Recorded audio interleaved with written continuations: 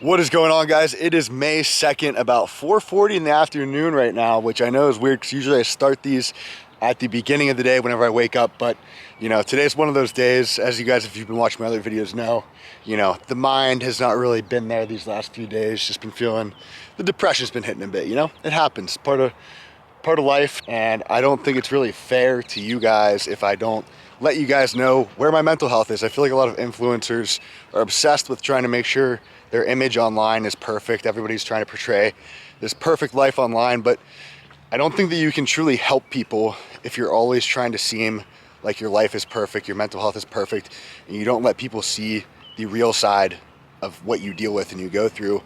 Because then it can be really easy for people to tell themselves like, oh, you know, Seth or whoever only lives this life and was able to accomplish the things he accomplished or she accomplished because he's always motivated or always feels like doing it or doesn't really go through shit. But, you know, if I'm being honest, I woke up, did cardio this morning, woke up a bit late because it was just tough for me to get up this morning, did cardio, ate breakfast, then I took a nap until like 1 o'clock because not even because I was tired, I just didn't want to be awake, you know?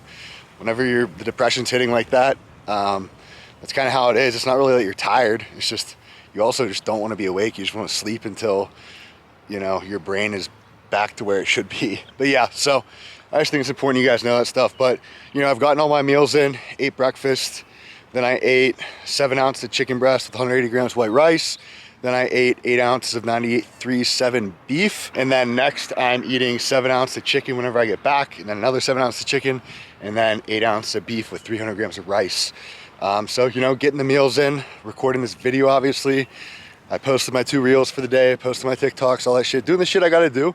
It's just, I don't really fucking feel like doing it today, you know? And that's the thing at the end of the day, man. If you wanna get anywhere in life, you just gotta learn to do the shit you gotta do, no matter how you're feeling, whether it feels worth it or not, despite any of your self-doubt or anything. Like, you know the shit that you have to do at the end of the day to get to where you wanna be in life or to fix whatever problems you have in life. You know the shit you have to do. A lot of people pretend they don't.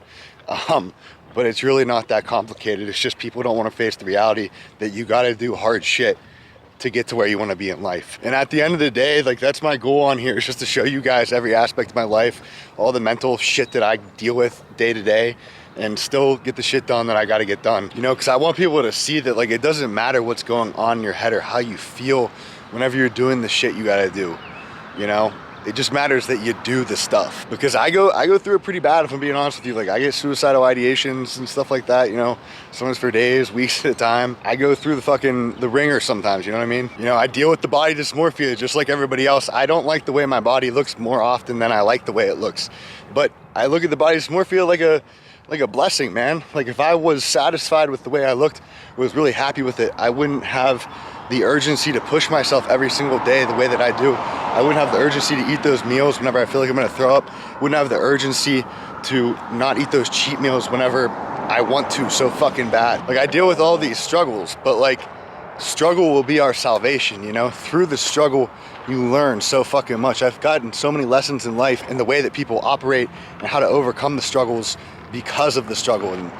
And because of the struggle, I've been able to push myself so far to places, you know, that I never thought I'd be. I never thought that I would be, you know, a successful business owner and have the physique I have right now and all this stuff, but it's all because of the struggle and because I started to learn to love the struggle rather than run from it. Because at the end of the day, if your main goal in life is to avoid struggle, that in itself is gonna be your struggle. Because if your goal in life is to avoid struggle, that in itself will end up being your struggle, because you're still gonna deal with regret of not accomplishing anything, dissatisfaction with your life, all these other struggles that come with avoiding struggle. Versus if you have something that you're working towards, something that you want to achieve so fucking bad, it's gonna come with struggles, but you learn to embrace it because you know on the other side of that struggle is greatness and a better you. And so I feel lucky and I feel blessed to have the struggle. When I say bring it the fuck on, I want it to suck, because I know that's where I need to be in order to grow. I know if it doesn't suck and I'm not going through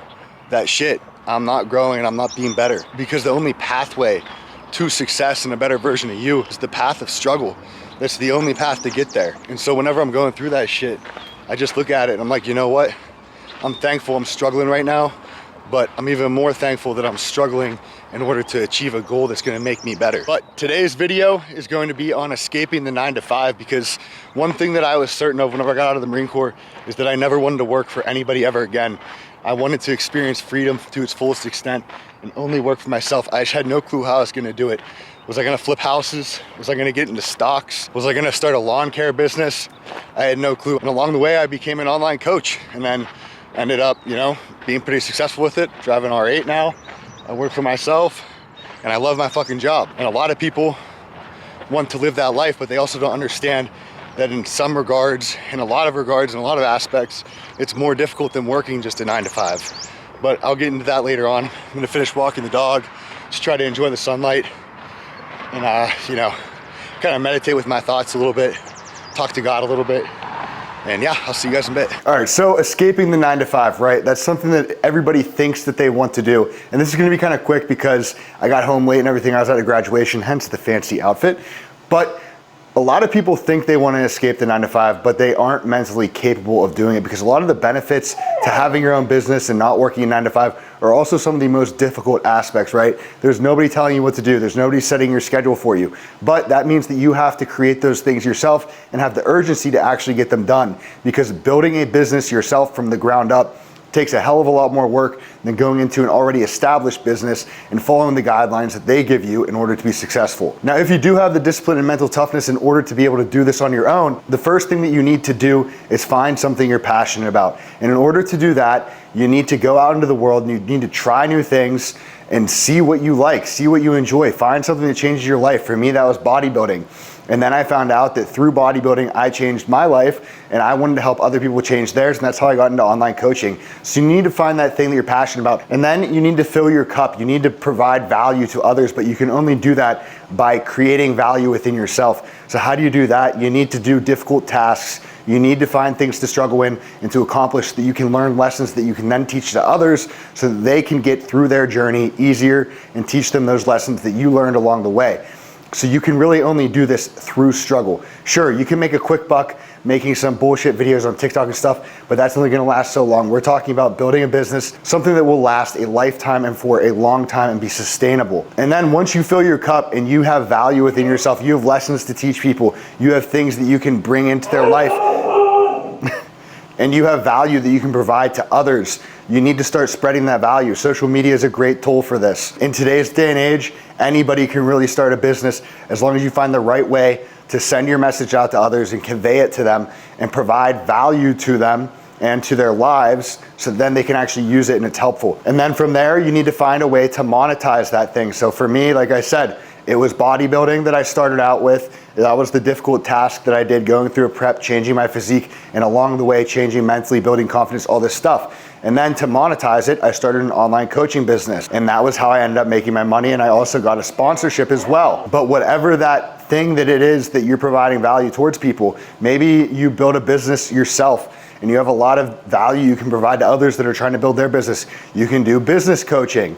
Or let's say that you have a lot of valuable information on dating. You can make ebooks on dating and offer dating advice for men, stuff like that. But you have to find a way to monetize that value that you have. But first you have to have value to provide, and then you have to provide that value for free so that people can actually see that you know what the fuck you're talking about, right? But those are pretty much the basics for whenever it comes to escaping the 9-to-5 and building your own business. I'll definitely be making a part 2 to this because, like I said, I was a bit rushed here. But I recorded a banger of a video for tomorrow, so I will see you guys in that one. And yeah, thank you for watching. Make sure you sub, hit the little bell, like the video, drop any comments of videos you guys want to see and all that good shit.